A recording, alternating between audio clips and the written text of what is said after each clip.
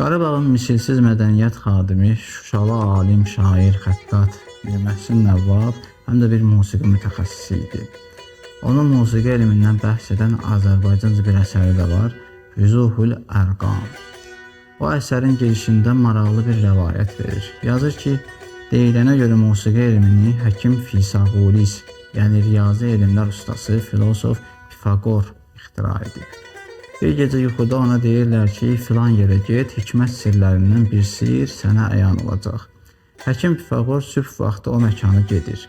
Görür ki, çoxlu dəmirçi dükanları var. Dəmirçilər qızdırılmış dəmiri kürədən çıxarıb zindanın üstünə qoyurlar. Bir neçə yerdən çəkiclə döyürlər.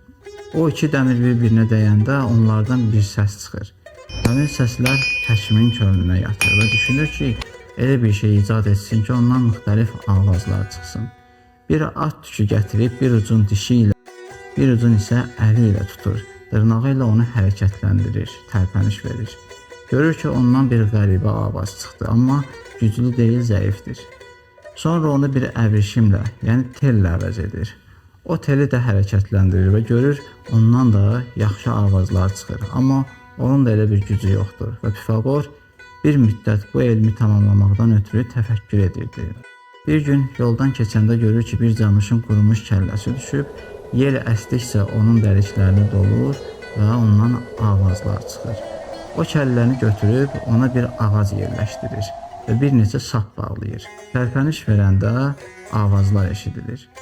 Yolla getdiyi yerdə bir kişi onun qarşısına gəlir, həkimi görüb əlini başından yuxarı qaldırır və barmaqları və pəncəsini havada saxlayır. Elə ki, Pifaqor o kişinin barmaqların və pəncəsini açılmış görür, bərbət alətinin dəstəsi və burğuları onun xəyalında canlanır. Və o bərbətin bütün ləvazimatını tərtib edib kamala çatdırır. Məlumat üçün deyim ki, bər farsça sinə, köks mənasındadır, bət isə ərəbcə ördəyə deyirlər. Bərbətin əsli bəri bət izafətidir, ördək köksü deməkdir. Zahirən bu alət ördəyin köksünə bənzədiyi üçün belə ad veriblər. Bərbətə bir çox musiqi risalələrində ud da deyiblər. Əlqərəz, Pifaqor bərbətdən 4 ünsürün təbiətinə uyğun olaraq 4 növ səs alır. Birincisi zir səs. Ot təbiətindədir və qurudur. Həmişə ucaya qalxmağa meyillidir. İkincisi bəm səs. Su təbiətindədir, soyuq və rütubətlidir. Üçüncüsü havaya mənsub olan bir səs ki, isti və rütubətlidir. Dördüncüsü isə torpaq təbiətli səsdir ki, soyuq və qurudur.